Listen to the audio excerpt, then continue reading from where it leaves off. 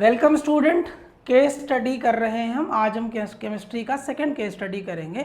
इसी तरीके से और भी फिजिक्स और बायो की भी केस स्टडीज अवेलेबल है, वो भी आप देख सकते हैं। चलिए तो शुरू करते हैं केस स्टडी नंबर 2 केमिस्ट्री का। क्वेश्चन क्या बोल रहा है, केस स्टडी में आपको क्या करना होता है। सबसे पहले आपको पैराग्राफ पढ़ना पड़ता है, जो वहाँ से डिटेल्स हैं उसको आपको समझना होता है और वहाँ से जो है फिर आंसर्स करने होते हैं। तो एक पैराग्राफ आपके सामने दिया होगा, वो जो पैराग्राफ होगा उसको आपको जो है अच्छे से पढ़ना होगा और उसमें से जो है आपको एक समराइज करना होगा अपने आप को, फिर क्वेश्चंस का आंसर करेंगे। तो क्या कह रहा है इसमें, the electronic configuration of an element describes how electrons are distributed in its atomic orbitals. Electronic configuration हमको क्या बताता है कि किस तरीके से जो इलेक्ट्रॉन्स हैं वो किसी भी एटम के एटॉमिक ऑर्बिटल्स में रखे हुए हैं या अवेलेबल हैं। ऐसा नहीं है कि अगर किसी एटम के पास 10 इलेक्ट्रॉन है तो वो 10 जो है पहली शेल, के शेल या एल शेल में सारे वहीं पर है, नहीं। इनका एक प्रॉपर तरीका है, एक सेट ऑफ रूल्स के तहत ये रहते हैं वहाँ पर। तो जो सेट ऑफ रूल्स वो ये है, हमें पता है कि के शेल में 2 रहते हैं, एल शेल में जो है 8, फिर एम में 8, फिर एन में 18। तो सबसे पहली जो शेल होती है जो न्यूक्लियस के सबसे करीब होती है ये के होती है, दूसरी वाली एल है, तीसरी वाली शेल एम है और चौथी वाली एन है। के में कितने इलेक्ट्रॉन रह सकते हैं, 2। एल में कितने रह सकते हैं, 8। एम में कितने रह सकते हैं, 8। और एन में कितने रह सकते हैं, 18। तो ये जो है इलेक्ट्रॉनिक कन्फिग्रेशन करने का तरीका है। तो के शेल, एल शेल, एम और एन। के में कितने, 2, एल में 8, फिर एम में 8, एन में 18, इसी के आगे चलेंगे 18। तो इस तरीके से इलेक्ट्रॉनिक कन्फिग्रेशन। तो इलेक्ट्रॉनिक कन्फिग्रेशन हमको क्या आइडिया देता है कि एक एटॉमिक ऑर्बिटल में कितने इलेक्ट्रॉन रह सकते हैं, तो वो चीज़ हमको ऑलरेडी पता है। दूसरा पैराग्राफ पढ़ते हैं।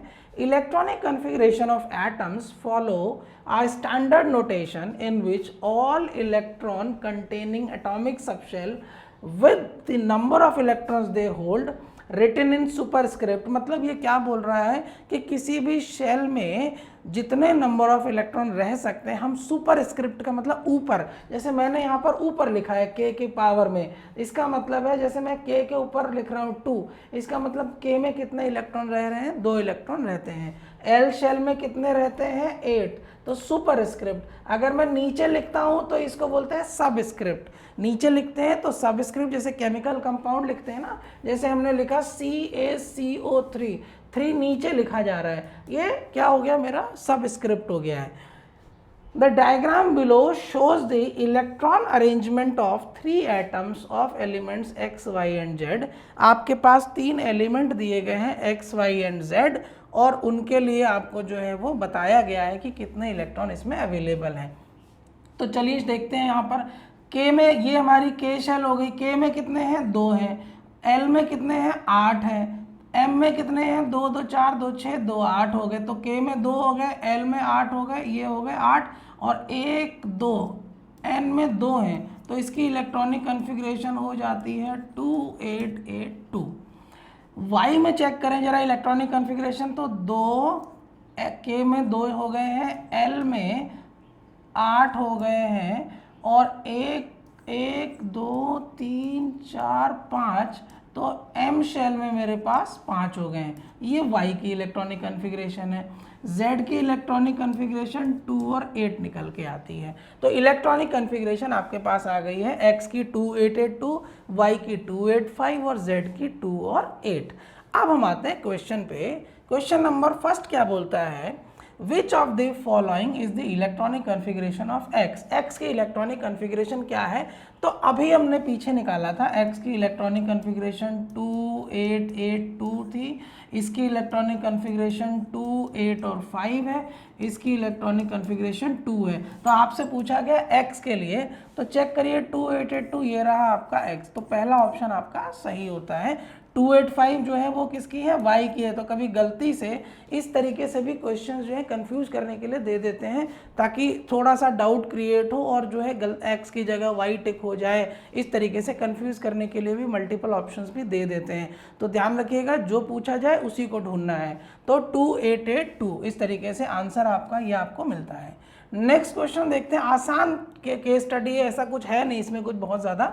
Number of valence electron in y, ये पूछ रहा है वाई में वैलेंस इलेक्ट्रॉन कितने हैं। तो सबसे पहले एक काम करते हैं, इसके इलेक्ट्रॉनिक कॉन्फ़िगरेशन को देखते हैं। वैलेंस इलेक्ट्रॉन देखिए, वैलेंस 10 रुपये है मेरे पास, 8 रुपये का मैंने कुछ सामान खरीद लिया, कितना बैलेंस बचा मेरे पास, 2 रुपये का बैलेंस बचा। वैलेंस इलेक्ट्रॉन का मतलब होता है आखिरी शेल में जो किसी भी एटम की जब हम इलेक्ट्रॉनिक कॉन्फ़िगरेशन लिखते हैं तो जो लास्ट वाली शेल में जब हम इलेक्ट्रॉन को फिल करना शुरू करते हैं उसमें कितने इलेक्ट्रॉन उसके पास बचते हैं जो लास्ट इलेक्ट्रॉन में फिल किए जाते हैं। तो x में कितने लास्ट में बच रहे हैं, 2, y में 5 बच रहे हैं और z में 8 बच रहे हैं। तो इसका मतलब x के लिए जो वैलेंस इलेक्ट्रॉन 2 होता है, y के लिए 5 होता है और z के लिए 8 होता है। ये इसके वैलेंस इलेक्ट्रॉन है, वैलेंसी नहीं है। कभी वैलेंस इलेक्ट्रॉन और वैलेंसी से कंफ्यूज मत हो जाइए। वैलेंसी का मतलब होता है रिक्वायरमेंट, किसी के पास ज़्यादा होते हैं तो वो लूज़ कर देता है। जैसे मान लो किसी ने एक इलेक्ट्रॉन को लूज़ कर दिया है, लूज़ करने के बाद उसने अपनी जो स्टेबिलिटी या ऑक्टेट को जो है वो कंप्लीट कर लिया है, उस केस में जितना वो लूज़ कर रहा है वो उसकी वैलेंसी है। दूसरा, कभी कभी रिक्वायरमेंट होती है, मतलब चाहिए होता है तो वो किसी से लेता है, तो लेता है तो कितने इलेक्ट्रॉन को ले रहा है वो उसकी वैलेंसी हो गई है। वैलेंस इलेक्ट्रॉन जितने आउटर मोस्ट ऑर्बिट में इलेक्ट्रॉन अवेलेबल हैं, वैलेंसी वो फिर हम कंडीशन पर देखेंगे किस समय कितना ले रहा कितना दे रहा है। तो यहाँ पर आपसे केवल वैलेंस इलेक्ट्रॉन, कई स्टूडेंट इसको जो है वैलेंसी समझ के क्वेश्चन गलत कर जाते हैं, ठीक। तो यहाँ पर आपसे y के वैलेंस इलेक्ट्रॉन पूछा है, तो y का वैलेंस इलेक्ट्रॉन कितना है, 5 है। तो इस तरीके से आप इसका आंसर कर सकते हैं। चलिए नेक्स्ट क्वेश्चन देखते हैं इसी में। Which of the following has the most metallic character. अभी मेटालिक कैरेक्टर क्या होता है वो हम समझते हैं। देखिए, मेटालिक कैरेक्टर और नॉन मेटालिक कैरेक्टर, जो एलिमेंट होता है या जो एटम होता है वो कितना इलेक्ट्रॉन गेन कर रहा है या कितना इलेक्ट्रॉन लूज कर रहा है, या फिर उसका कैरेक्टर क्या है। गेन करना, इलेक्ट्रॉन को गेन करना उसका कैरेक्टर है, इलेक्ट्रॉन को लूज करना इसका कैरेक्टर है।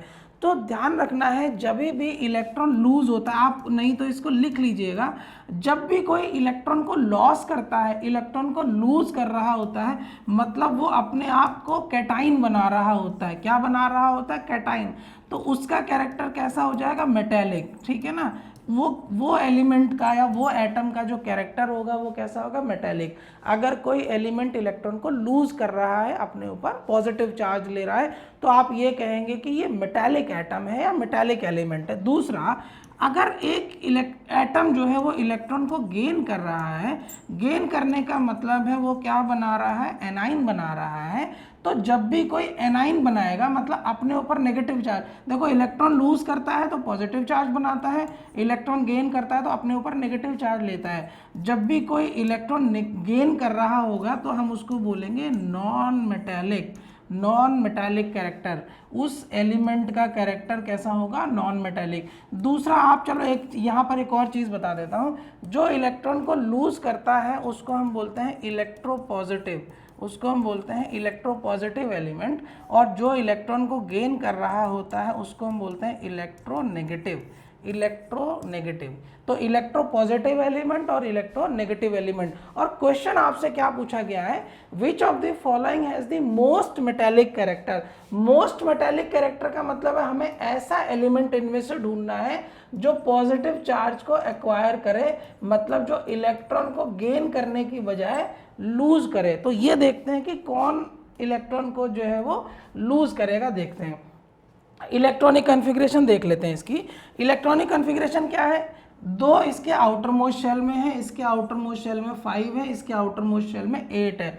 देखिए, लूज करना इलेक्ट्रॉन को या गेन करना इलेक्ट्रॉन को, वो जो है जो कंडीशन आएगी, मतलब ये लूज करेगा गेन करेगा, वो अपनी स्टेबिलिटी के लिए करता है। और स्टेबिलिटी कब मिलती है, जब कोई भी एलिमेंट या कोई भी एटम अपनी ऑक्टेट को कंप्लीट करता है। यहाँ पर क्या करेगा, ये 2 इलेक्ट्रॉन बाहर निकाल देगा तो एक्स की जो है इलेक्ट्रॉनिक कॉन्फ़िगरेशन कंप्लीट हो जाएगी। ये इसकी जो ये के शेल हो गई, एल, एम और एन। तो जैसे ही 2 इलेक्ट्रॉन बाहर जाएंगे ये शेल एन पूरी खत्म हो जाएगी, तो एक्स की जो कॉन्फ़िगरेशन है वो आपका 288 मिल जाती है।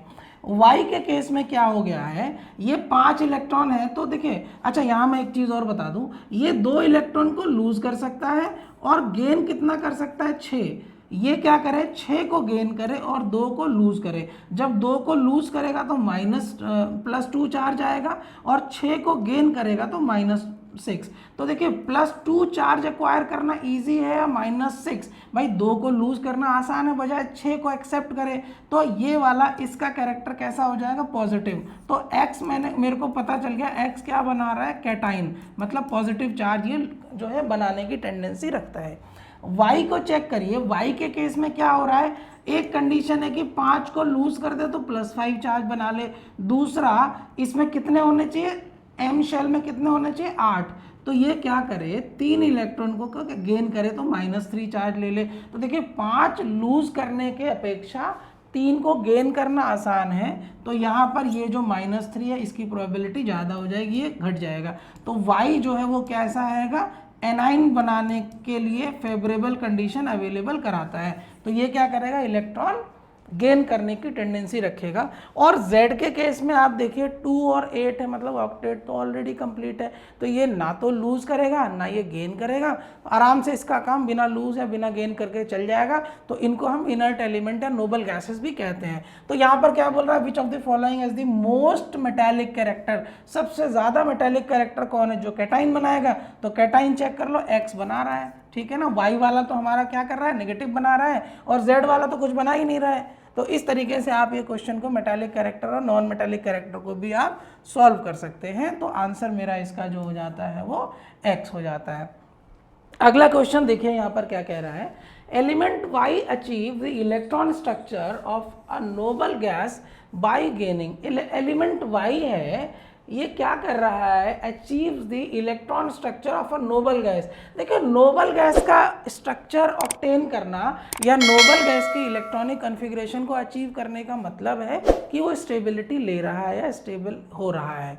देखिए जितने भी एलिमेंट हैं, वो जितने भी एटम हैं, वो सब क्या करते हैं, इलेक्ट्रॉन को लूज या इलेक्ट्रॉन को गेन करते हैं अपनी स्टेबिलिटी के लिए, या फिर इनडायरेक्ट टर्म में उसको कहें तो वो अपनी ऑक्टेट को कंप्लीट रखना चाहते हैं। अगर उनके पास ज़्यादा होंगे तो वो रिलीज़ कर देंगे, अगर उनके पास कम होंगे तो वो गेन करना पसंद करेंगे। तो अल्टीमेटली सबको नोबल गैस कॉन्फ़िगरेशन तक पहुंचना है। तो यहाँ पर क्या बोल रहा है, element y achieve the electron structure of a noble gas by gaining, मतलब कितना इलेक्ट्रॉन गेन करके ये पहुंचेगा। इसकी इलेक्ट्रॉनिक कॉन्फ़िगरेशन 285 थी, हमने पहले भी देखा था। ये क्या करेगा, 3 इलेक्ट्रॉन को गेन करेगा, अपने ऊपर -3 चार्ज को एक्वायर करेगा। तो ये 3 इलेक्ट्रॉन आपका सी ऑप्शन जो है वो सही हो जाता है। 3 इलेक्ट्रॉन यहाँ से ये गेन करता है, ठीक है। तो इस तरीके से हम इन क्वेश्चंस को सॉल्व कर सकते हैं।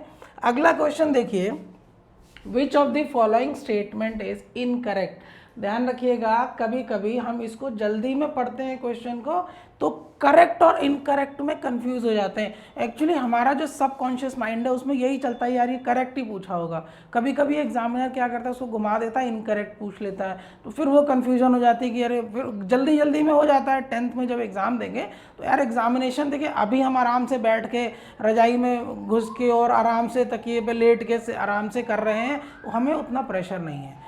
जब आप एग्जामिनेशन हॉल में होते हैं, एक साइकोलॉजिकल प्रेशर होता है, और साइकोलॉजिकल प्रेशर जब होता है तो हम बहुत ऐसी सिली मिस्टेक्स कर जाते हैं, वो हम बाद में देखते हैं तो हमें लगता है ये मिस्टेक मुझसे कैसे हो गई है। तो एग्ज़ाम के टाइम में जब आप हॉल में होंगे तो आपको अटेंटिव रहना है, क्वेश्चन के एक एक वर्ड को ध्यान से पढ़ना है, ध्यान से समझना है। Which of the following statement is incorrect, मतलब इनकरेक्ट का मतलब आपसे पूछ रहा है कि भाई मुझे इसमें से गलत वाला बता दो। तो क्या बोल रहा है, electronic configuration of Z is 2,8। तो हमने तो की थी इलेक्ट्रॉनिक कॉन्फ़िगरेशन, तो ये तो ये जो था वो 2,8 था, ठीक। तो इलेक्ट्रॉनिक कॉन्फ़िगरेशन Z की क्या है, वो 2,8 है, ठीक है। क्या ये नोबल गैस है, अरे बिल्कुल नोबल गैस है। ये इलेक्ट्रॉनिक कॉन्फ़िगरेशन नोबल गैस की तो है, सारी ऑक्टेट कंप्लीट है, तो ये वाला भी सही हो जाता है। इट कैन गेन इलेक्ट्रॉन, क्या ये इलेक्ट्रॉन गेन कर सकता है। अरे भाई ऑलरेडी नोबल गैस कॉन्फ़िगरेशन है, तो ये ना तो गेन करेगा ना ही लूज करेगा। तो क्या ये ऑप्शन मेरा सही होता है, नहीं, ये ऑप्शन मेरा गलत हो जाता है, ये गलत स्टेटमेंट है। ये स्टेटमेंट जो z के बारे में दिया है वो गलत है, और गलत ही आपसे पूछ रहा है, ठीक है ना। और it can neither lose nor gain electron, ये ना तो लूज करेगा ना गेन करेगा, बिल्कुल सही बात है। जब ऑक्टेट कंप्लीट है तो क्यों गेन करेगा, क्यों लूज करेगा। तो ये वाला जो सी वाला ऑप्शन है ये रॉन्ग है, और रॉन्ग ही आपसे पूछ रहा है, तो ये आपका आंसर जो है वो आंसर में ये सही हो जाएगा, क्योंकि गलत स्टेटमेंट ही आपसे पूछा गया है। तो चलिए आज के लिए इतना ही इस वीडियो में, और इसी के तरीके से हम जो है कुछ और केस स्टडीज़ भी लेके आएंगे। आप इसी तरीके से देखते रहिए, अच्छा परफॉर्म कीजिए, अच्छे मार्क्स लाइए। चलिए, थैंक यू।